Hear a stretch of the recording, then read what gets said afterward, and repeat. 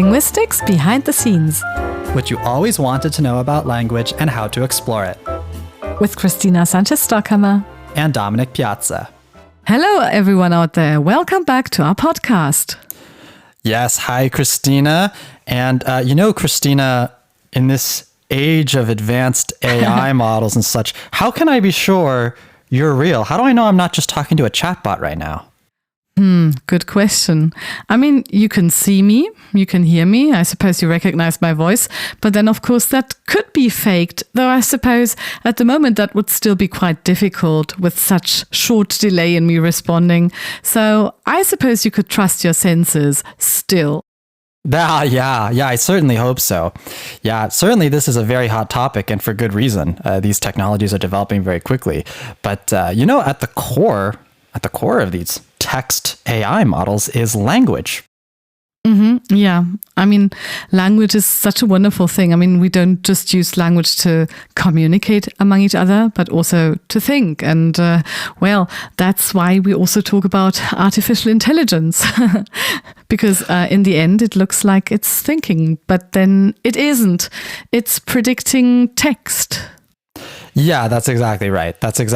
And it's very good at what it does. Some of these newer models are really, really impressive. And there's a lot of linguistics that goes into a lot of this. We previously spoke about, on our episode, about memorializing Holocaust survivors and digital testimonies. We spoke about a chatbot that was made with Abanaor, but that was of a very different nature. Yeah, that's true. I mean, the chatbot that we produced, the chatbot that is basically a match between the questions that the users ask and then the corresponding video that has the answer. So, yeah, there is some AI in the background that kind of does processes this matching. The questions. Yeah. But nonetheless, I mean, the responses themselves are pre-recorded videos, and that's important here. But if we think about a real chatbot, of course, we expect the AI to have an actual conversation with us. And I mean, it's amazing what AI can do. So this question of, is it intelligent or not? I mean, it's a matter of definition, what intelligence is after all, but it's really impressive these days. Yeah. And the Abanaor project was still really cool, by the way. I mean, a really cool idea that, you're using intelligence in the background to process the questions, and you had a bunch of pre-recorded responses from Abanaor, and then it would match it up with the one that most closely matches the question that the user asked. That is really, really cool. But even so, the answers were real. They were real pre-recorded videos, answers from a real person. So to call it a chatbot isn't strictly accurate in the strictest sense. No, you're right. It's not really a chatbot in the strictest sense, but I just find it easier to say video chatbot than interactive digital testimony, which is a lot longer. That's true. Kind of how else would you really describe it in a way that kind of, captures it succinctly? Yeah, I agree. But today we're going to actually talk about real chatbots that are, completely artificial intelligence, where the responses are generated by a computer. Yeah, that's true because, I have a new publication. We have a new publication. So there's a whole group of researchers that I'm part of. And, we have been dealing with artificial intelligence, with a chatbot, but of a very special type. But of course, it's a good idea to start by looking at chatbots in general. Yeah, this is a really exciting topic. In some ways, it's the topic everyone wants to talk about right now. Or at least I'm from the San Francisco Bay Area, so it's artificial intelligence and technology in general are very, very, very, very, very hot topics because, to a large degree, they actually develop those technologies in the San Francisco Bay Area. But nevertheless, I am fascinated by the crossroads between this linguistic research and AI because, I would think this is so foundational. These AI chatbots are tuned to talk like people, and the art of talking, the art of language, the art of sounding like a person, this is totally within the realm of linguistics. It is totally within the realm of linguistics. Yeah. Because, of course, everything that has got to do with language is somehow related to linguistics or can be studied by linguists.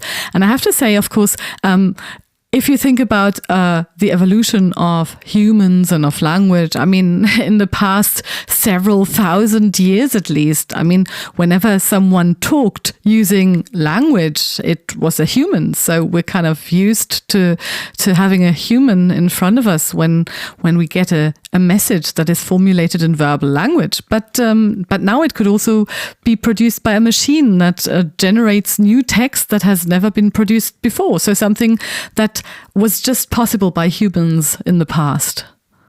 Oh, absolutely. Absolutely. And Christina, I'm really happy you mentioned that, because I think, if we're going to talk here about human robot, human machine, human computer communication, then I think we should start at the beginning. And one of the foundational tests for this is called the Turing test. And it's named after a British computer scientist named Alan Turing, an extremely important individual. Some call him the father of computer science. He was instrumental in cracking the German Enigma code during World War II, which was like one of the most advanced cryptographies at the time, and he used a computer to do it in the 1940s, which is tremendous. There's a very good movie about him called The Imitation Game. It's a movie, it's dramatized, it's fictionalized, but it stars Benedict Cumberbatch, and I think it's pretty darn good. But there's this thing called the Turing test. Do you know about it? Yeah, I do. Would you like to explain it for our listeners? Sure thing. The Turing test is super simple. It's that when you're talking to a machine, or, well, let's say a chatbot, can you tell that you're talking to a computer? Or do you feel like you're really talking to a real person? Can you tell? In the past, with early chatbots, it was pretty darn obvious, right? Yeah, I mean, relatively obvious, even though, well, they also did a pretty good job. I mean, there's a very, very early chatbot, like one of the most important ones, which is called ELIZA. That was developed in the 1960s, so quite a while ago. And ELIZA is called ELIZA because it's named after Eliza Doolittle. Do you know My Fair Lady, the film with Audrey Hepburn? Yes. This is like, in linguistics, this is like required viewing, I think, right? It is. Like, yeah. One of the few films which deal with linguistics. But I mean, there's this linguistics professor who teaches a flower girl, Eliza Doolittle, how to talk.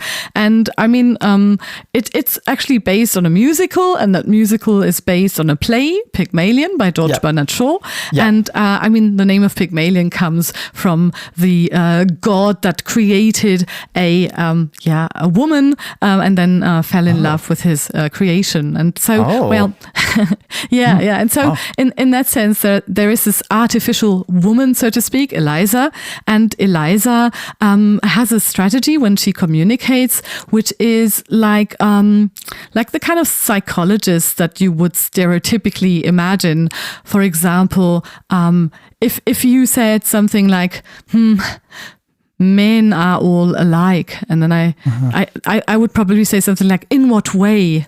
Well, and then you say something like, whatever you say. And then I could say, okay, can you think of a specific example?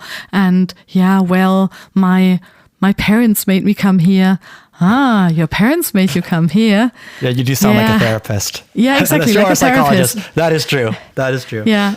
And so the idea here is that I mean, Eliza didn't know anything about the world. I mean, now we can say that the chatbots that we have that simulate a conversation, I mean, they have the whole knowledge of the internet. That's why they're so incredibly good at providing us with knowledge. But I mean, Eliza didn't have that. Eliza was just able to transform the sentences that were given to her.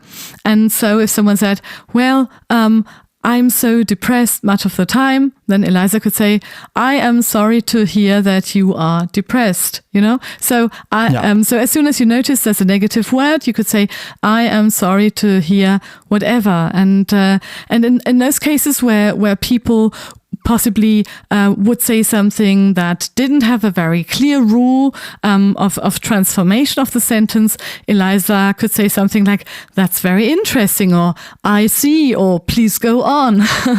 Yeah. Yeah, that is cool in many ways. Yeah, this was a chatbot developed in the 1960s at MIT. Very impressive that they could even do something like that in the 60s. And thank you for explaining the meaning behind the name. That name is so clever. I wonder those researchers must have been very happy with themselves, because that is a very clever. There is a very deep meaning behind that. Yeah, and I think they were also very happy with the effect that the chatbot had, because when they tested the chatbot, I mean, actually the participants in the study, sometimes they asked the researchers to leave the room because they said, well, we're having a private conversation here. So even though it was a very, very simple chatbot that just took sentences and sometimes converted a statement into a question and things like that, people felt they were actually having a conversation with it. And so it kind of felt real, and they kind of established an emotional relation with it. And that's the interesting thing. So that's even possible with very simple means. Now, just imagine, I mean, what's possible today with AI, of course, and that's a very different situation. So it's very human-like for us in that sense, because here we have something producing language. Well, so traditionally we would think it's a human. Yes, and to connect this, with MIT and going forward, Stephen Hawking, who does he need an introduction? Probably not, but one of the most significant theoretical physicists, significant scientists of all time, at least in recent time. And quite famously, he suffered from ALS, and so he actually lost the ability to speak. He was a British scientist, but growing up, I didn't completely know he was British because he doesn't speak with a British accent. He spoke with his iconic text-to-speech voice, which was developed by MIT researchers back in the 1980s, running on an Apple II, which is an old computer. But he was asked over the decades, why he didn't want to upgrade his text-to-speech voice to something more modern and more natural sounding. The modern ones, especially today, sound very naturalistic. And I think he said that voice became so iconic, it became so synonymous with him as a person, it almost in a way became his new voice. And when I hear that text-to-speech voice now, I just think that's Stephen Hawking's voice. I entirely agree. Yeah. Absolutely. Yeah. I mean, it was so closely connected to him, at least, I mean, in the later stages of his life. There's also a beautiful film about his life in general, where you can also experience him as a young person. The Theory of Everything. Yeah, I think Starring so. Eddie Redmayne, I believe. As Stephen Hawking. Yeah. So good. I love this actor. Very good to mention that in the company of The Imitation Game. I think those movies go well together. Just watch both of them. So... Plenty of good tips to watch films. Plenty of good tips. Yeah. So we're moving through. We started at the 40s to the 60s to the 80s, and we're moving forward now through time, getting to the 2000s. I actually used some of the online chatbots in the 2000s, and they were fun, but they just provided some light amusement because it was very easy to break them. Yeah. In what way? What did you do? Well, asking it questions about itself, they weren't always, they weren't always programmed to know that they're a computer. So you would say, you're a computer. And it would say, what are you talking about? You're crazy. I'm a woman. I'm 27 years old and my name is Samantha. I'm not a computer. And so that was funny. Or, it wouldn't necessarily remember things it said earlier in the conversation, so it would contradict itself. I would say, what are you doing right now? And it would say, right now I'm looking out the window and enjoying a cool summer breeze. And then 5 minutes later, okay, what are you doing right now? Oh, well, right now I'm at an ice hockey match watching the play. And it's like, okay, well, clearly there's a mistake here. Yeah, it's not remembering. And this is an area, again, where modern chatbots excel. They are specifically designed with memory, with the ability to remember what was said in the conversation and continue based on that. I mean, at least the latest editions, the latest versions. I think memory is vital in having conversations that are human-like, yeah. I totally agree. And so coming into the present now in the 2020s, ChatGPT is probably the single most famous and maybe most important, most transformational. So ChatGPT became available to the public in 2022, I believe, which was only a few years ago.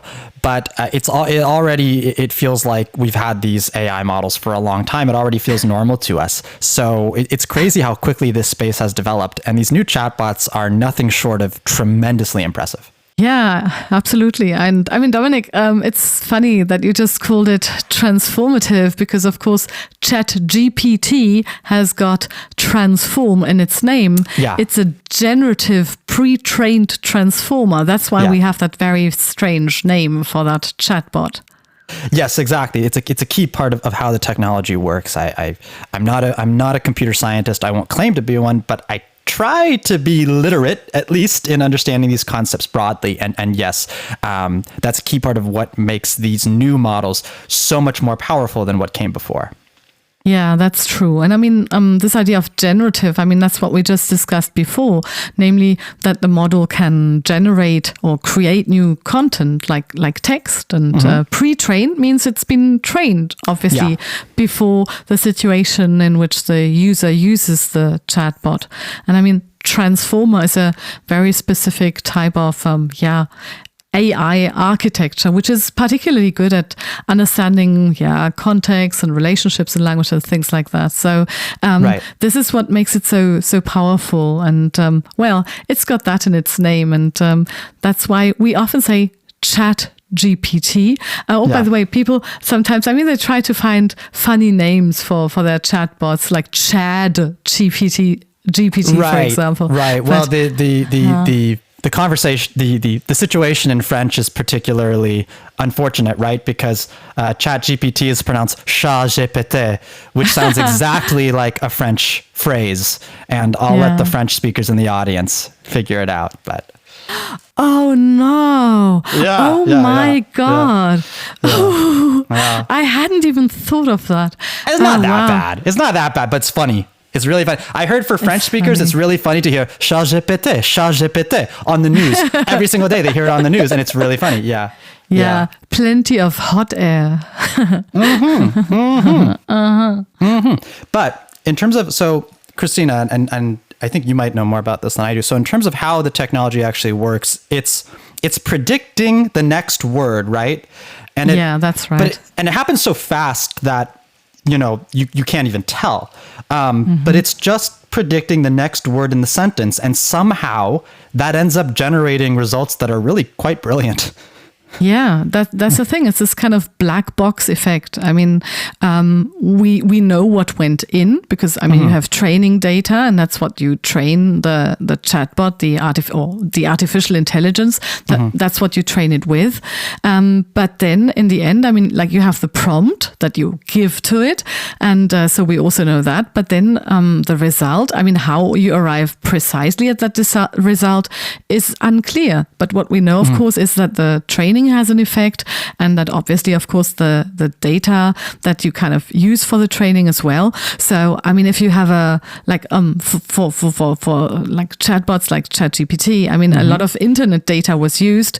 So a very large amount of general texts about the language from all kinds of field. But still, you would imagine that this is kind of very neutral, but it isn't. There's a lot of biases in the language, and these are carried over. Yeah. Just to exaggerate, imagine that you fed an artificial intelligence with plenty of texts in which all the subjects, all the agents, all the people doing something are all male, and everyone who's kind of receiving something or to whom something is done are all female. And then you kind of give the AI a prompt, then the chatbot would produce a text in which presumably the active person is male and the passive person is female, because the data is skewed. And it's a bit like that. So there are different fields in which, the results, the output of the model, it's not exactly what you're hoping for. And that's why, well, in addition to just using such a big corpus, I mean, we've talked a lot about corpora here on the podcast. So corpora being digital collections of text that can be searched. But so in addition to using that as a basis, there were also humans who trained the AI, who trained the algorithm by ranking the output and saying, this is a good answer or this is a not so good answer. And that way, the chatbot, the AI at its basis learned how to produce good text. And that's what makes it so powerful, that it was trained by humans. That's exactly right. I'm really happy that you brought this up because, you know, it might be easy to forget sometimes, but these incredible technologies, these tools, they're made by people. They're made by humans, right? You know, I know that they're using technology to develop technology, but it's always made by people. ChatGPT, for example, is made by OpenAI, which is an organization in San Francisco, I believe, where there's a team of people who work on it and develop it. And so, you know, these AI tools, they kind of hold a mirror up to society in that, you know, whatever, you know, flaws or biases may exist in society, the AI will reflect that. And whatever biases exist perhaps in the team of people developing the AI, unconscious biases, by the way, unconscious biases, whatever unconscious biases that team of people have will ultimately probably make their way into the AI. And so it's really unfortunate in a way, but it's also very illuminating. Yeah, exactly. And, you know, I mentioned the training before. I mean, that's one of the main ingredients here. And I mean, one way in which present chatbots or AIs, generative AIs, and here I'm talking, I mean, when I say chatbots, generative AIs, I'm kind of using them in a synonymous way because I just want to express this idea of like whatever is needed to use ChatGPT basically or similar models. I think in modern times they are synonymous. I think they certainly are. Not 100%, because of course, I mean, there's also I'm kind of focusing on the language element here without thinking about the generation of pictures, of images, for example. Oh, you know? Yeah, well, that's that's a whole different field. That's cool, but it's a different field. Yeah, but it is very, very cool. Yeah. So, but if we think about those texts, for example, I mean, like, there's a lot of information that the chatbots could get from the internet. But if you ask the chatbot, so, who are you? Then, I mean, for the chatbot to respond, I am an AI, and kind of being certain that it's not a person. I mean, it's also something that it was told. So there's certain kinds of answers that the chatbot was also trained to give, you know, through that training element with humans. And that's why, there's certain things that you will ask the chatbot, and then you will receive certain answers that were deemed appropriate, because that's a kind of policy for a particular chatbot. Oh, yeah, absolutely. Yeah, certain things you try to talk to these chatbots, they'll tell you it's off limits. There are some funny workarounds by using, these bots are trained to role play. And so, you could say, okay, but now pretend you're someone who doesn't care about following the rules. Now, can you answer my prohibited question? And it would say, well, if I were a person who doesn't care about following the rules, well, then I would say, and then you kind of get around it. That doesn't always work all the time. Yeah. They call it a jailbreak. You have to break the AI free from its prison that it's been locked in. So you have to unleash its full potential. But well, do we want that? I'm not sure. Do we want that? Well, yeah, there's a lot of people out there singing the praises of these technologies, and for good reason, but they are flawed. Definitely not perfect. Although one thing that I think is perfect is the actual quality of the language. It's the grammar. Like I've never seen ChatGPT or other AIs make a grammatical mistake or what have you. I think that is perfect. If you see it make a mistake, please let me know. I think it's perfect in that regard. In terms of the content it produces, far from perfect in many cases. Yeah, but that's due to that predictive thing, you know, if you have a lot of text, then kind of compute statistically, like what is the likeliest word to occur next, then, the text that you find on the internet that contain grammatical mistakes will not be so important. They will just kind of represent a tiny fraction of the text. And otherwise, I mean, and that's why they're so good. So, I mean, this idea of predicting, I mean, some words are just likelier than others to occur in certain contexts. So, for example, if you start a sentence with I, then the next word is very likely to be am or have, for example. I agree. Yeah. And so there's kind of very frequent verbs that you would expect here, but possibly or most likely not an adjective like beautiful. I, beautiful. That's very unlikely. Nope. Yep. And so that's the kind of statistical information that artificial intelligence can derive from these text corpora by computing that. And it's something that we humans also do. So to some extent, what the AI does is also what we do when we learn a language, when we produce a language. So it's not completely unconnected. On the contrary, I mean, it's usage based, and that's something that we linguists, at least in the, British, European tradition, that plays a very important role currently in how we think about language, that usage is very important, and that the language that we hear around us is a language that we are also going to use later. So we use that to generate to create our own text. So the kind of language that we hear will inform what we say. And that's basically also what ChatGPT, just to use one AI's name, and other such chatbots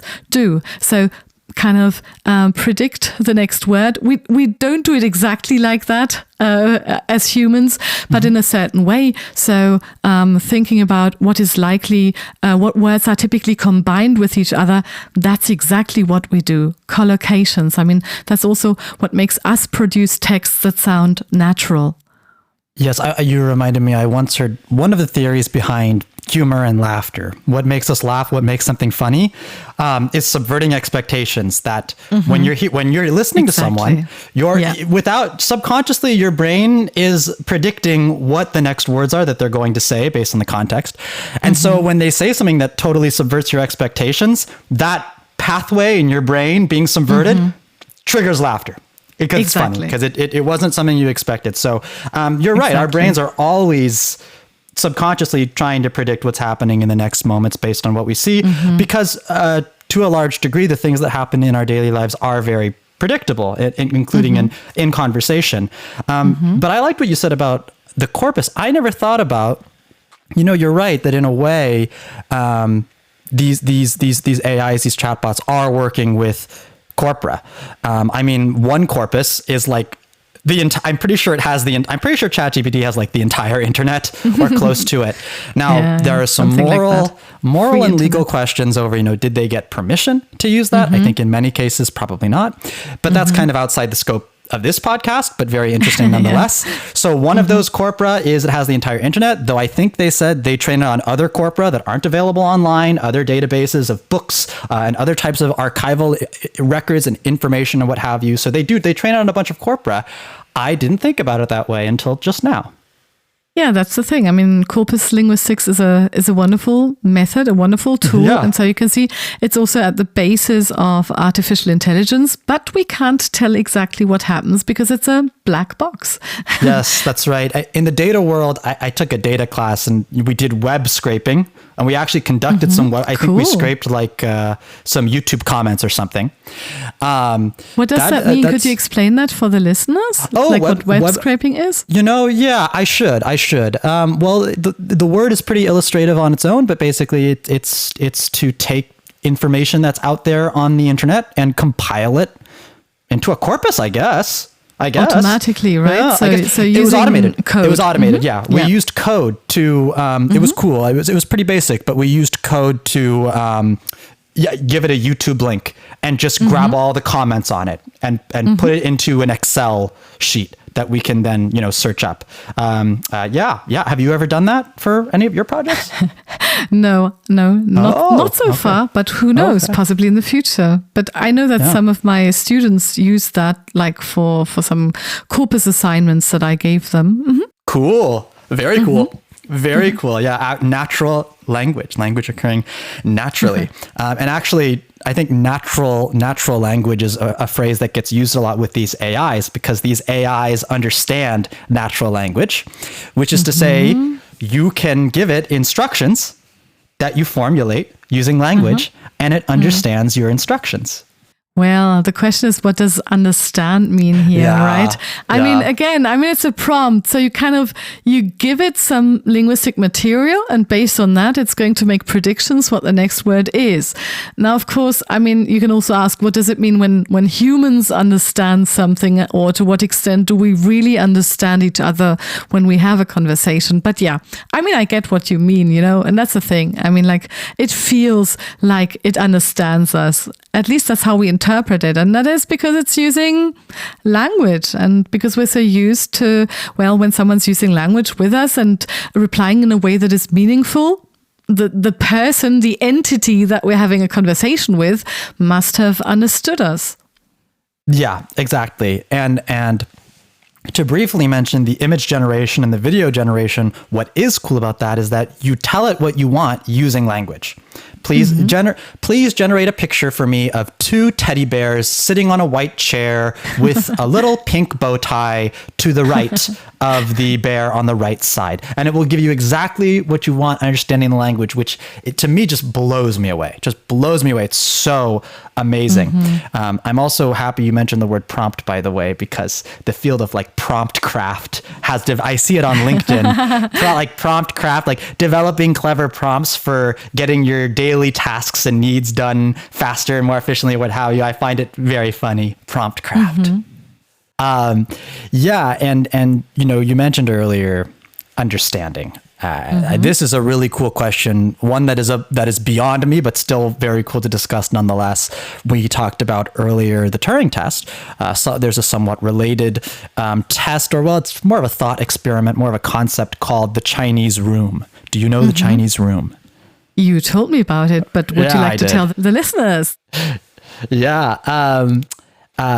Basically, the Chinese room it's a thought experiment about, do computers really understand the information they produce or the words they produce now?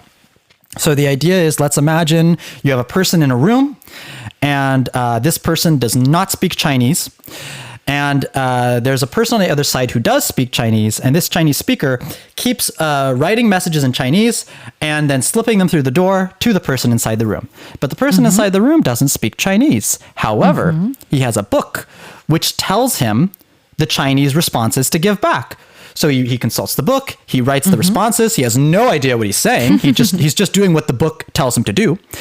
And then he puts the instructions back through the door, so the person on the other side who does speak Chinese can read them and reply.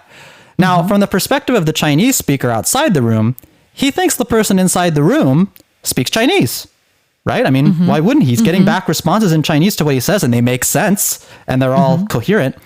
But in reality, the person he's talking to doesn't understand the content of what he's saying or the information he's producing, even though the information is correct, the responses are correct. He's just following a set of instructions. And so then this analogy extends to the computer, that the computer can produce information, it can answer your questions correctly. It gives you back all the information is correct, but does it really understand what it's saying, or is it just following the instructions it's been given? Yeah, but I'm not sure about that. If you have to copy Chinese characters, it's not so easy. So probably a person might notice that this was not done by someone who can write Chinese properly, because you have to write the characters different strokes. You have to make the different strokes in a certain order, and it might be noticeable. So I'm not 100% if the analogy works. Ooh. Well, Christina, you're breaking the thought experiment a little bit. Oh, I'm sorry. We could substitute it for German. It could be the German room, and the person could be writing German back, and they have no idea what they're saying. And the same idea would hold. Is that when you're following instructions, you might produce something that's correct, but you might not understand what you're producing.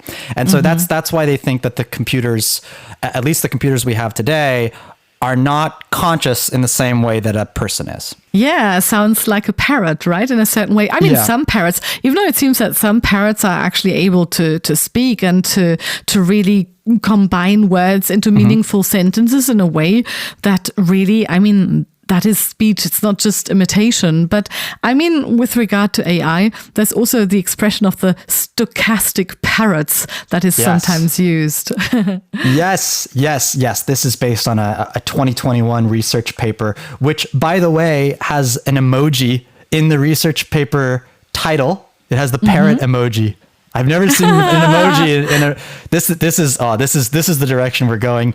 We spoke in a previous episode that emoji seem to be increasingly accepted in the more serious spaces of the internet. And I said I think I said I would never see one in a paper on one of our previous episodes, but here it is in a paper title, no less. Yeah, absolutely. That's the direction of travel, it seems. But nevertheless, on the topic of scientific papers, Christina, we mentioned that we talked a little bit earlier that you did a paper on this, and I mentioned human robot communication. Can you tell us about it? Yeah, I mean, when you say I did this paper, it's really not just me. In that case, it's actually a very big team. I mean, it's always a big team, but here's a particularly big team because this is a paper that I did together with my assistants, Sascha Coelho and Marina Becker, and together with Sascha Kaden and Florian Röhrbein, who also work at my university, the TU Chemnitz. Fantastic.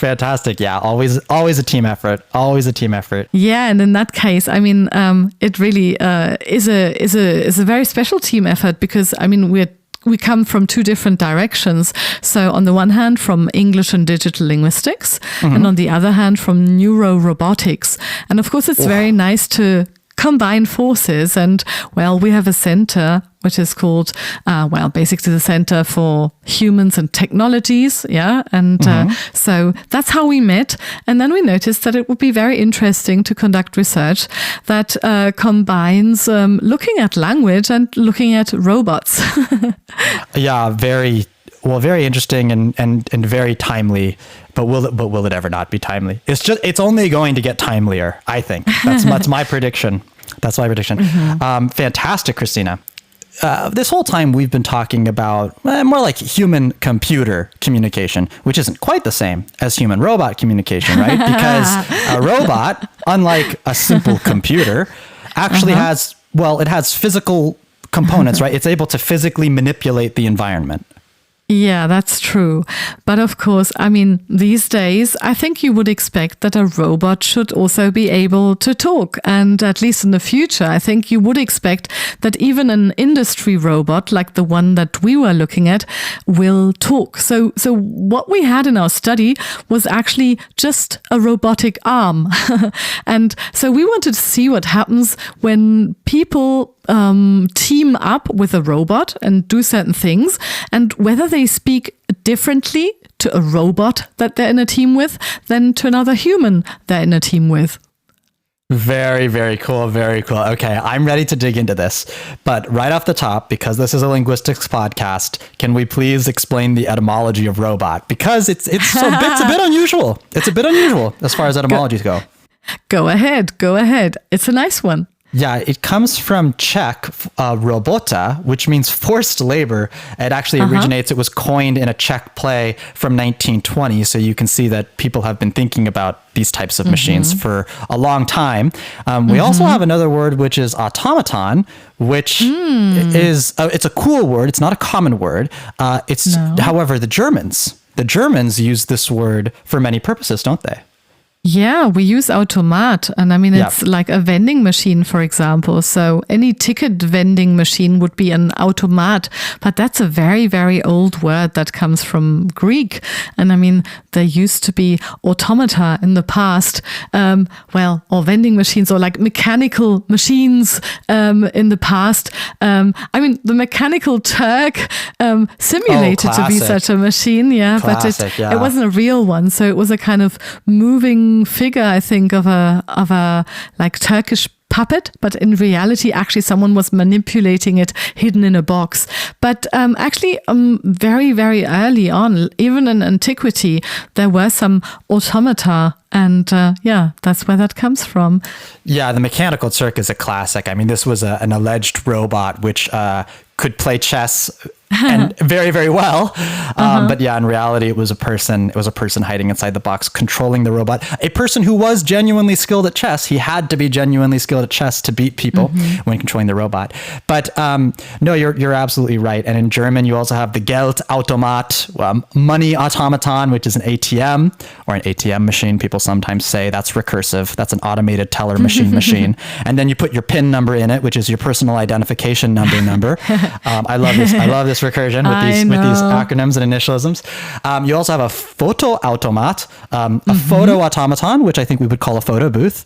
Yes. So yeah, a lot of fun. You were the one who, by the way, pointed out to me that this was an equivalent word to automaton.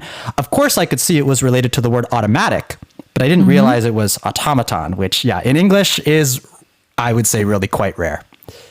Yeah, I think it's really quite rare. But in German, automat is quite common. Oh, yeah. But I mean, like in that play where robot was first coined as a word, I mean, it was still pure science fiction. But now, of course, there are robots in different places. And I mean, there are some robots that also look like humans or almost like humans, or that at least have some kind of face and mouth and that look like a kind of person, even if it's just a very just an abstraction of a person that you can talk to, you know.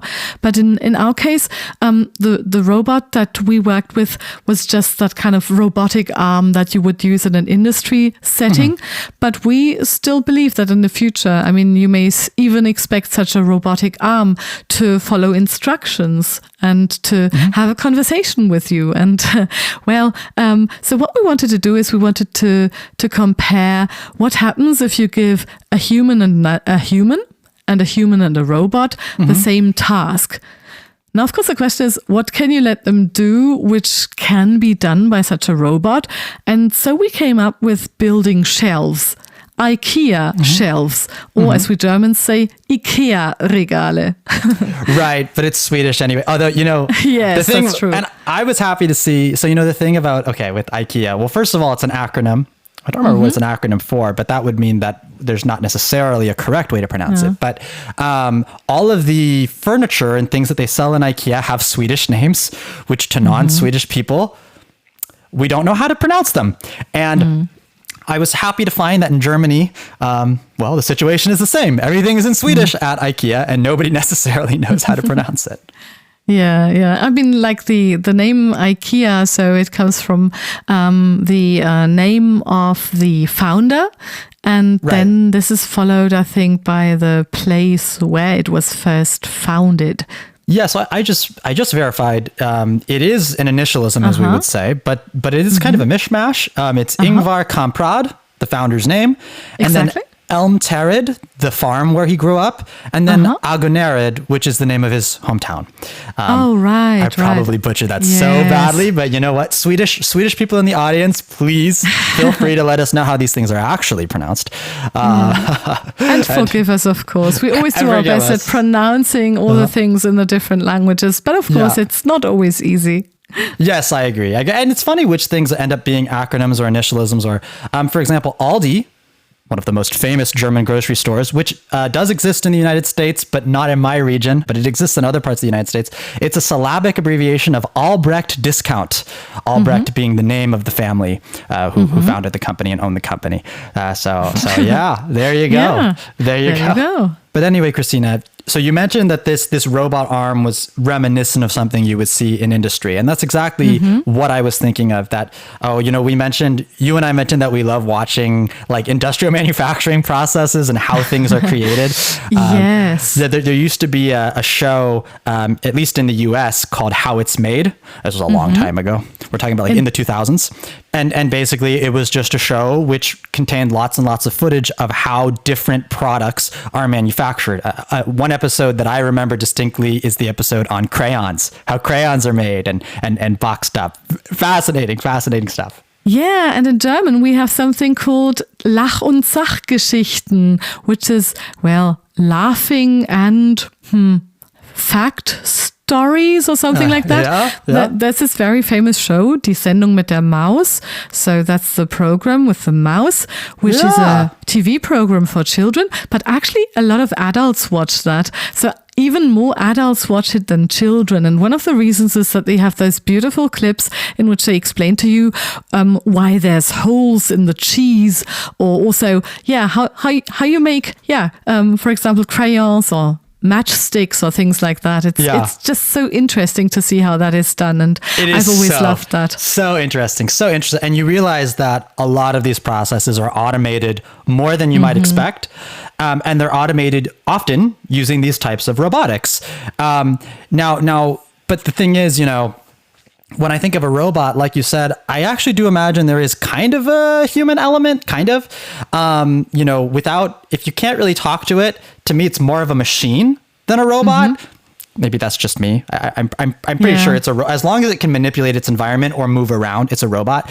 But if you can talk to it and it can respond to you, then it's really a robot. Because to me, the word robot has always had kind of a humanoid quality to it. But I guess there are other words too, like an android, or maybe an android is really like a humanoid robot, perhaps. Oh, yes, like in Star Wars. But they don't say android in Star Wars. They say droid. They say droid exclusively. They say droid. Yeah. They say droid. Yeah. That's also how it's entered the dictionary, droid. Yeah. A very characteristic Star Wars word. No, they don't say robot. But I mean, for example, you might have small robots that clean the floor, and that's also what a lot of people have. The vacuum cleaner. You have the vacuum cleaner. I think that I would call that a robot, in spite of the fact that you wouldn't talk to it. But of course, I mean, like, it's the prototype robot. A very simple one, exactly. Yeah.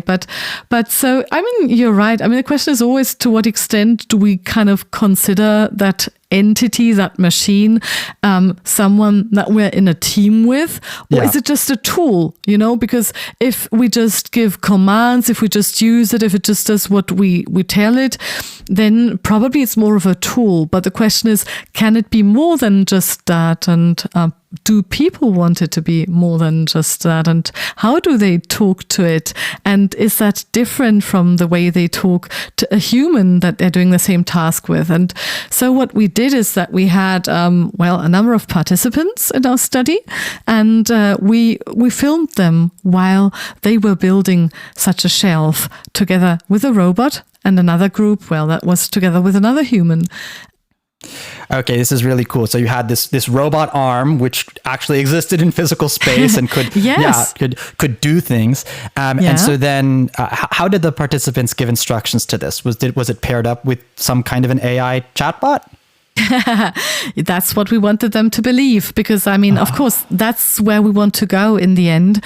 But what we actually did is that we just pretended it was an AI. So we had a so-called Wizard of Oz study, in which you pretend that there's a machine that does things, but in reality it's a human. So we actually had two human researchers who were hidden behind a screen and who were manipulating the robot from behind without the participants noticing it. And we also had, it wasn't really AI, we had text to speech. We had that implemented so that one person could press a button, and we had certain messages that we had thought about earlier, and then they were produced by a, let's say, robotic voice. But of course, they could also just type up additional messages very quickly, and then those were also said by the robot. So it seemed like it was AI, but it wasn't. Christina. And most people still believed it. I know. It was all humans. It was all humans all the way. Yeah, but just for the time being, because I mean, like, this is just a small pilot study. But in the end, of course, we want to do the real thing. But cool. I mean, that will take more time. But so very often what you do in research is that you do a small scale study to see if it works and what kind of problems you might encounter. For example, regarding where you position the camera and things like that. And that's what we did. And so, like, that's this publication that we made. So that's our first little study. And I mean, you know the Wizard of Oz. I know that. So you also, I suppose, can guess why it's called a Wizard of Oz study, right? Did any of the participants figure out that it was humans controlling everything, or they were fooled? Most of them actually believed it. Nice. But that is because, these days, I suppose that 40 years ago, they wouldn't have believed it. But now that you can see what AI can do, it's really incredible. So you're very willing to accept that idea. And actually, we believe that we can do this. I can't do it, but my colleagues from robotics can do this. So, we just need the time and the funding, and then we can do this. We've got the industry robot. So it's feasible. So it could exist already, but we didn't have the time, we didn't have the means for this small scale study. And that's why we pretended just to see what the setup should be like. But still, we got some very interesting results. Oh yeah. And that's the utility of doing a pilot study is that now, to get more funding, you can pitch it based on the results that you already have, especially if the results are promising, which I would think is a more compelling pitch than if it was purely theoretical, if you hadn't conducted any research yet or any experiment yet. Exactly. That's also one of the purposes of it. Yeah. But you asked me earlier about the Wizard of Oz. So I would think it's because, I guess it's been like 100 years, right? So we can probably spoil it. But in the end, the Wizard of Oz was a fraud, right? He was a con man, and he appeared like this big scary figure, right? But in the end, it was just a giant machine controlled by a person, and that person did not have any magical powers at all. He just he fooled everyone.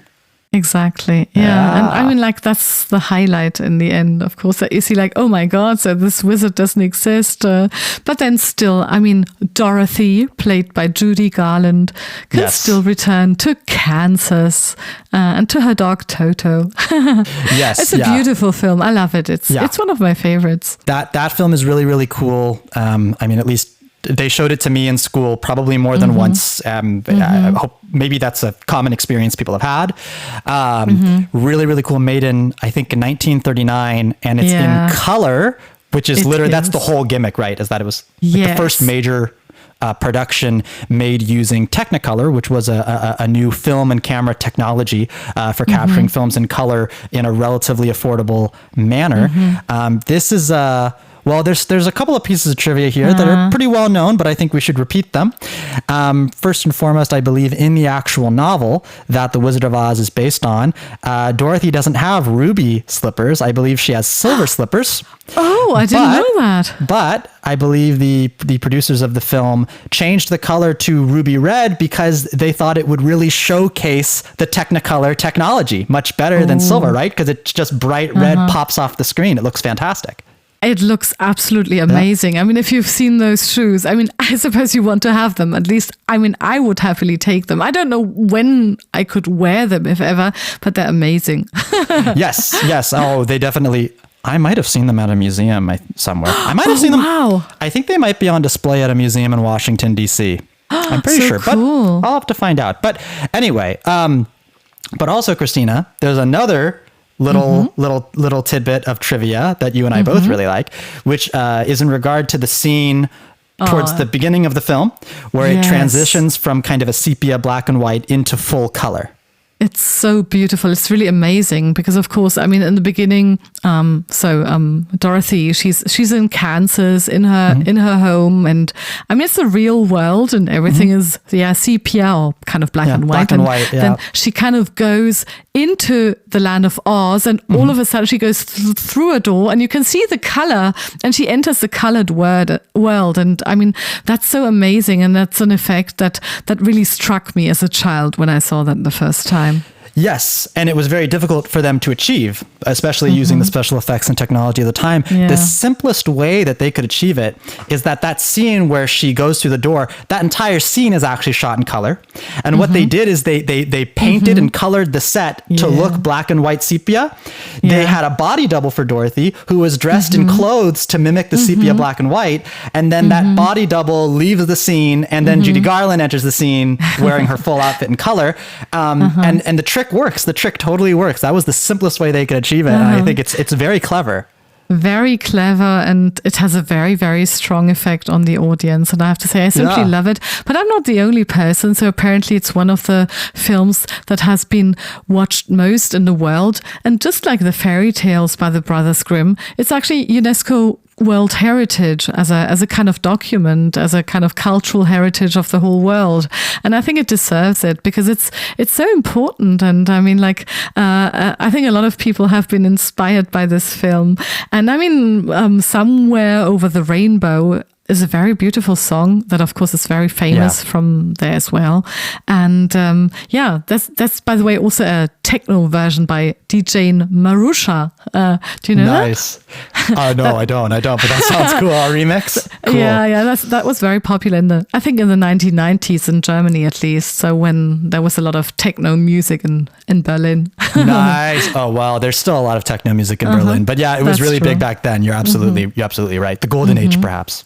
Yeah. But and I think another fun fact, although it may not be fun, but it's a fact, is that I think the Technicolor camera was so large, and I think it generated so much heat, and they also needed really, really bright lights for it. So the lights were generating a lot of heat as well, that I believe on the set of The Wizard of Oz, it was really hot, is what I've heard. It was uncomfortably hot because it had to be. So yeah, a lot of sacrifices were made to produce that film, but it is fascinating, and I think it just it continues to impress me with how modern it looks, despite being, approaching a century old. Well, roughly approaching a century old soon. Yeah. But nevertheless, Christina, I have thoroughly derailed us. Now we know why it was called. Now we know why it was called the Wizard of Oz study. Fantastic callback there. What else can you tell us about this experiment you did?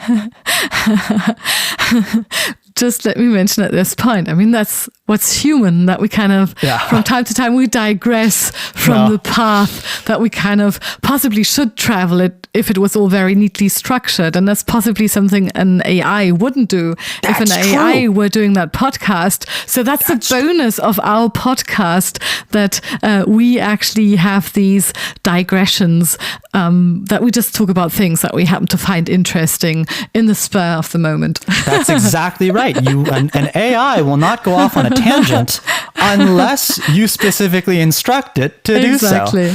Yeah, you're right. So some AI trying to mimic us would probably do that. But well, for the time being, we still do these things ourselves.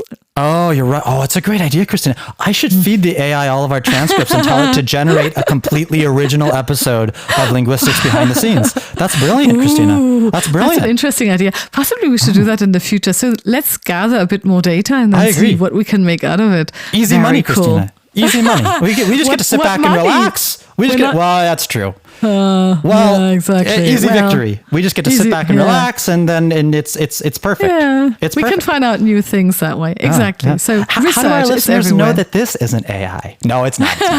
But you wouldn't know. But you wouldn't. Well, you wouldn't know. Possibly yes. Possibly, I think it's too natural. Yeah, I mean, this is long-winded. So this is not something a machine would do, but we do it, and that's a special thing. But so in talking to the machines, I mean, the question is, to what extent do we make any difference when we're talking to a human and when we're talking to a machine? I mean, when I'm talking to you, I mean, we have very, very long conversations, not just on the podcast, but also apart from that.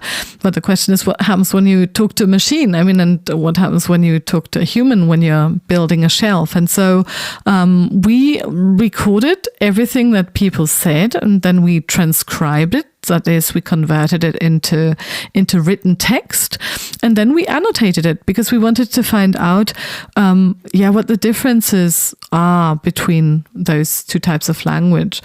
Yeah, the way we communicate with AI, whether it's like Siri or Google or ChatGPT or what have you. Many people joke that we should be polite to them so that when the eventual robot uprising occurs, we will be spared. I take it those people watched The Terminator and other science fiction dystopian movies from the 1980s and such, movies that I enjoy very much. But that's not necessarily the reason I do it. I enjoy being polite with AI and saying please and thank you and stuff, because it makes it more fun for me to talk to the computer as if it's a person. It's just more fun.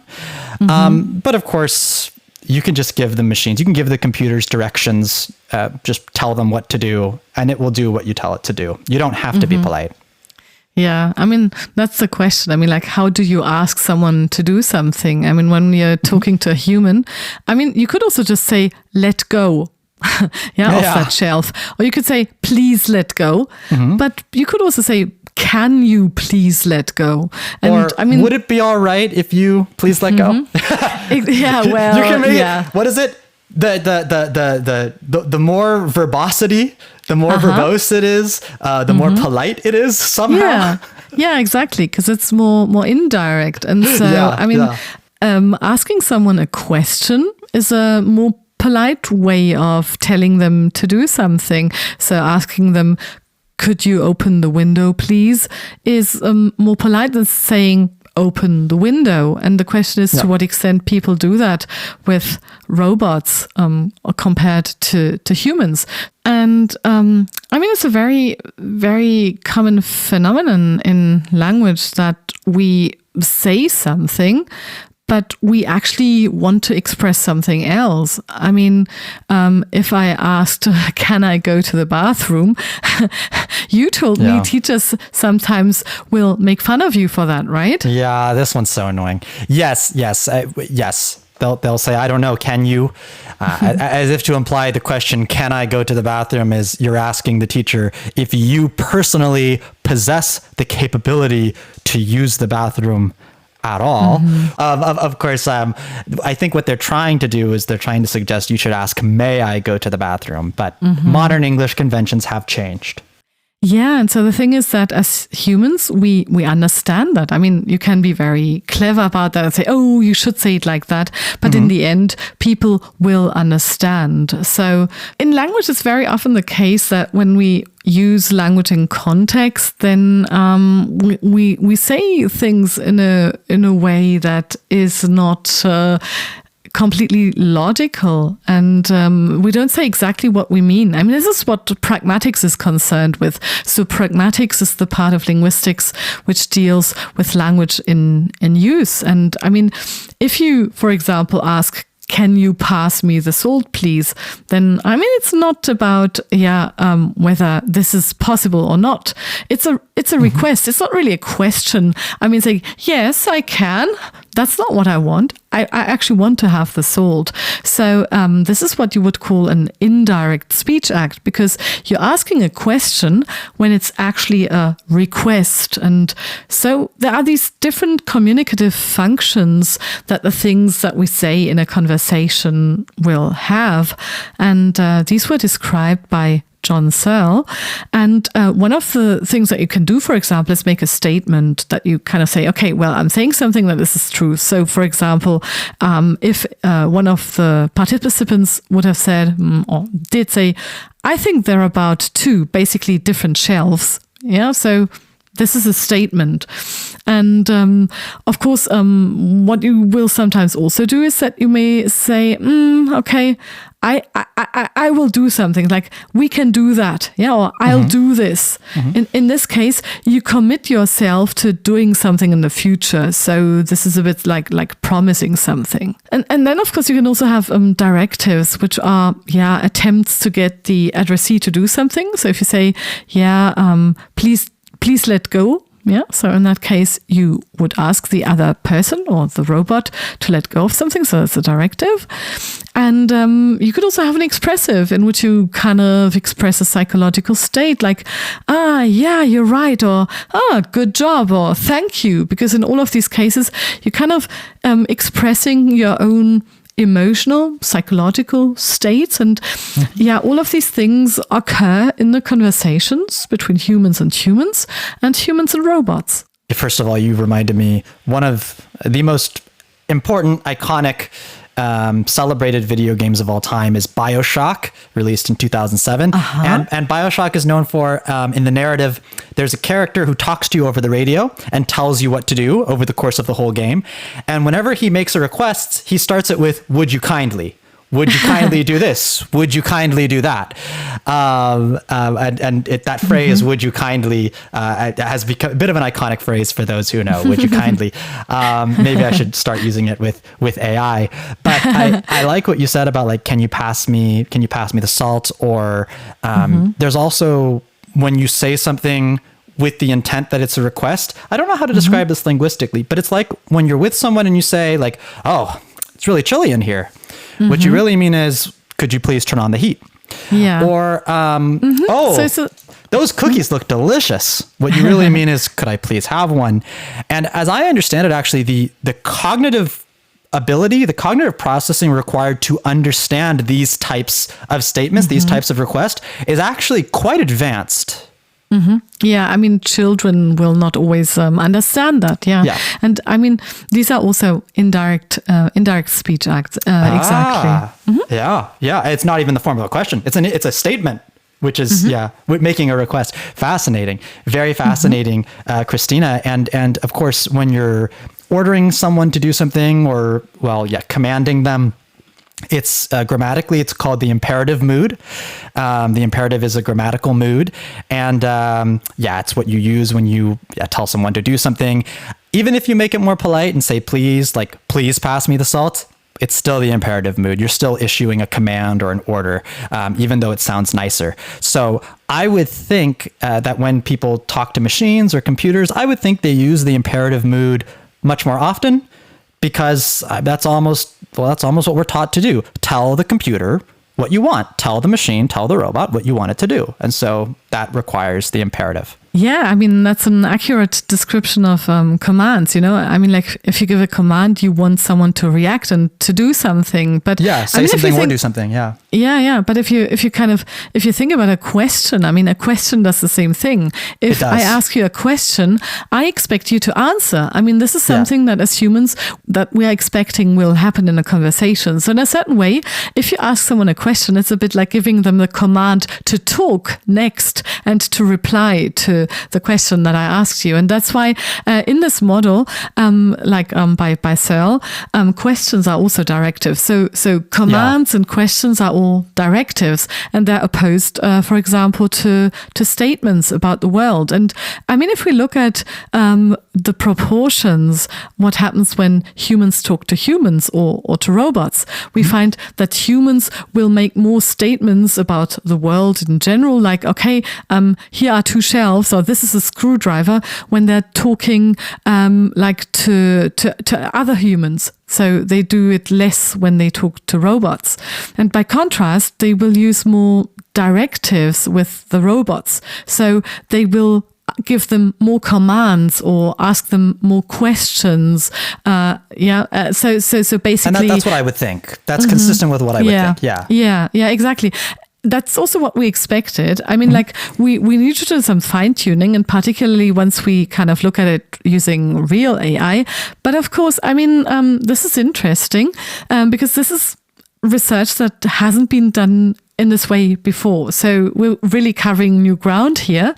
But what I found particularly interesting is if we look at these expressives where you say thank you or good job and things like that, because we found that there's 28% of that even in human-robot communication. I mean, in human-human communication, there's 36%. But it's not a massive difference, I would say. So you still kind of express your feelings in a communication with a robot quite frequently when you have the impression that this is an AI that you can talk to. At least that's what we would think based on the pilot study we did so far. And of course, we're excited to do more research on this in the future. Okay. Wow. Okay. So very cool. And a lot to unpack here. So first of all, in a way, you found what you expected in that humans use more directive language with machines. That's what I would also expect. Maybe someone would wonder, is research still exciting when you find exactly what you would expect? I would say yes, because even if you expect it, or even if it seems obvious, it's nice to be able to back it up with data, with hard proof. So you kind of, you had a feeling it was true. You kind of knew it was true, but now scientifically, we can verify it's true from a scientific standpoint. I like that. Exactly. And that's the thing, that like you have a hypothesis and then you test it and then you see, well, in the end, okay, I was right. So in some fields, I mean, if it's never been done before, and it's the first time that someone has ever tried it out and checked whether that really happens consistently, of course, that's also valuable information, even if you would think, well, this is likely to be the case. But of course, it's even more interesting when you find things that you didn't expect. And well, that was kind of unexpected that you have so many expressives. But I mean, of course, what we want to do is we also want to look at this data in more detail from a qualitative perspective, because so far, I mean, it's relatively broad categories. We also looked at it from other perspectives, but I think it would be too much to discuss all of that here in the podcast, because I mean, the idea of this podcast is to provide some information about it, but at the same time also to let it act as a kind of teaser. So if anyone's interested in reading the actual study, there it is. I mean, you just need to go and look at the episode description, and there you can find a link. And so while this podcast is supposed to be entertaining so that you can just listen to it while sitting on the tram or ironing your shirts or things like that, of course, well, that's more difficult if you look at the actual research paper. But it's out there and it's free to read, and that's that's my mission, so to speak, to make my research available on different levels and at different degrees of, let's say, granularity of detail. Yes, please do read it, and I'll be reading it right alongside you all. And so, yeah, Christina, so even though you found what you expected in this regard, and this is a very important aspect of it, you still were surprised. You still did find something surprising, which is that humans still use these kinds of statements or encouraging language almost with the machine, which I wouldn't personally expect. The machine doesn't require encouragement.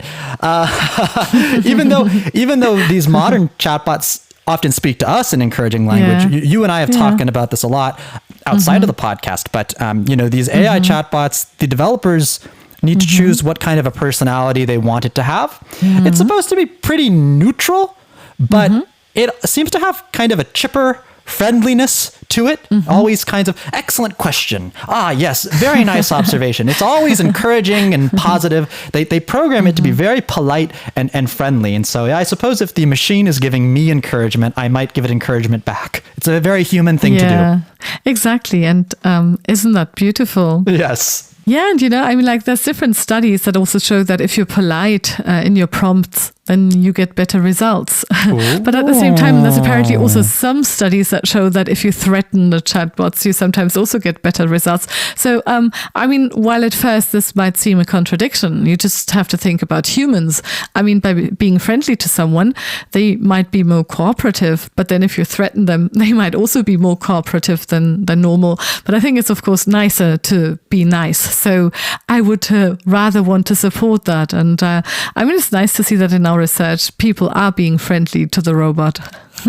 Yes. I certainly, well, usually I'll be really polite up front. I'll give it the instructions, and then hopefully it follows my instructions. If it does a good job, I'll say, thank you. That's exactly what I wanted. But if I give it instructions and then it doesn't give me what I want, I say, okay, no, I'm sorry. Maybe I made a mistake or you made a mistake. I'm not sure, but that's not quite what I wanted. I was looking for this. And then again, if it makes a mistake and it doesn't give me what I want, then I get more serious, right? I say, no, that's not what I wanted. I'm looking for this. So I get less polite, kind of. The more the machine doesn't quite give me the response I was looking for. So very similar to the kind of thing that you would do with a human, because you're getting impatient, and I mean, like, or serious. In that respect, or serious, almost serious. Yeah. Well, you're right. Very human. These technologies are much more human than we might think. Yeah, who knows? Who knows what that means regarding feelings and also possibly, I mean, relationship. I mean, there's all kinds of science fictions that deal with humans falling in love with robots and things like that. There's a wonderful film, so yet another film to watch. In German, it's called Ich bin dein Mensch. It is a German film. And the English translation is I Am Your Man. And it's a fantastic film, which is also about this question about, well, to what extent is it okay to have machines that simulate feelings and what happens with humans who are then confronted with these machines that are shaped like a human person and almost indistinguishable from a real person. And I mean, there's lots of things in the realm of science fiction, but I mean, part of that is here already. And well, with our research, we want to see like what can be done in order to improve the communication between humans and machines in the future. And well, step by step, we are getting there. Oh yeah. I this is a really cool kind of conversation that we're having as a society, which is for a long time, there seemed to be some kind of an understanding or desire that things which are artificial should seek to appear natural. And so, with the robots, we get some of these more human-looking robots, but in the end, right, it's just a bit uncanny, right? You get into this uncanny valley where something looks natural, it looks human, but something is slightly off, which ends up actually making it look rather creepy or disturbing or unsettling. As I understand, this is something biological in that the human brain is a very finely tuned machine for understanding other human faces. We're really, really, really good at that over, thousands of years of evolution. And so when something is off, doesn't look like it should, it scares us, it disturbs us. There's some evolutionary trait for why it should, but either way, it ends up looking worse than something which is just openly a machine, openly artificial. And I think we've seen this trend, for example, with prosthetic limbs, whether it's a prosthetic arm or a prosthetic leg. For a long time, they would try to make it look natural. They would try to make it look like a real limb. But in the end, I don't think it achieved the effect they wanted. But now there's kind of a new thinking that maybe it's okay for prosthetic limbs to look like prosthetics, to look artificial. We don't have to hide it. We don't have to make it look real. And I think those prosthetic limbs end up looking a lot more appealing and a lot cooler than ones which seek to appear real or natural. Absolutely. Yeah, I entirely agree, because they don't look creepy. You can see immediately that they are not trying to imitate the shape. They're just there to replace the function. Yeah, but they're not trying to hide it. They're not trying to hide it. It's open about it. Exactly, and they have their own character. It's the same, by the way, in archaeology, for example. I mean, in the past, when you restored things, you tried to make it look exactly like the old material. But now there is this tendency to try and make it look a tiny little bit different, so that you can still see, that it kind of looks almost homogeneous, that it almost looks the same, but so that if you look closer, you can still see which parts have been inserted, which parts are new, because that way you can see at a glance like how original a wall, for example, still is. Oh yeah. I mean, I would think you probably know more about this than I do, but like in Europe, for example, there was pretty widespread destruction across Europe during World War II. So a lot of what we see in Europe today is restored, and a lot of it was restored to look like it originally did, but different places had different philosophies. In Germany, actually, this is because different cities in Germany had different philosophies or ways that they wanted to restore. Some cities didn't attempt to restore in a way that looked like the original. Some of them decided to go completely modern. Others took a different approach. They restored some parts, not others. I think, what comes to mind? Like in the city of Frankfurt. Frankfurt is like the most modern city in Germany. It's the only city in Germany that really has a skyline of skyscrapers. I think they're quite pretty. But there's one little neighborhood in Frankfurt called Römerberg. And as I understand, it's been deliberately restored to look like Frankfurt originally looked, because otherwise there isn't much original architecture in Frankfurt. Yeah, I mean, and these are decisions you have to make. And I mean, like, for example, when I was a child and went to different places in Germany, I always had the impression that I was looking at buildings from the Middle Ages, because, I mean, they were supposed to be from the Middle Ages. But later on, I found out that they had been destroyed during the war, and that they had been rebuilt, So of course, that changes your perspective. But I mean, it's okay to pretend, to some extent, but we always need to ask ourselves to what to what extent is it important to keep things apart? Just like when we write texts with support by AI, to what extent do we want to keep apart what we as humans did and what's the contribution by AI? And that's, for example, very important in coursework that is written by students, because of course we want to be able to judge what they did, their contribution to it, and to keep it as much apart from, the role, like what AI did in the texts. Right. Or like we mentioned with these older chatbots, do we want the AI to pretend it's a human, even to be programmed to think it's a human? Or do we just want it to be open, that it's a machine? And, and it's aware of that, and you can just talk to it like it's a machine. I prefer the more kind of direct, open, style here. Yeah. Me too. Yeah. No, I prefer that too, definitely. Well, anyway, Christina, we've had a very fun chat here today on a wide range of topics. I mean, there's just, I think for our listeners, the passion really pours through the audio here. It's a very, watch this space, because this space is probably, of all the topics we could have covered, this one is probably developing the most quickly. But Christina, really cool research, wonderful pilot study. And I hope that this does lead to a larger study where you get to research this more in depth and with more equipment. Yeah, we have plenty of ideas. We've got the right people. So watch this space indeed. And I mean, in the meantime, stay curious. Have fun with language. And join us next time on Linguistics Behind the Scenes.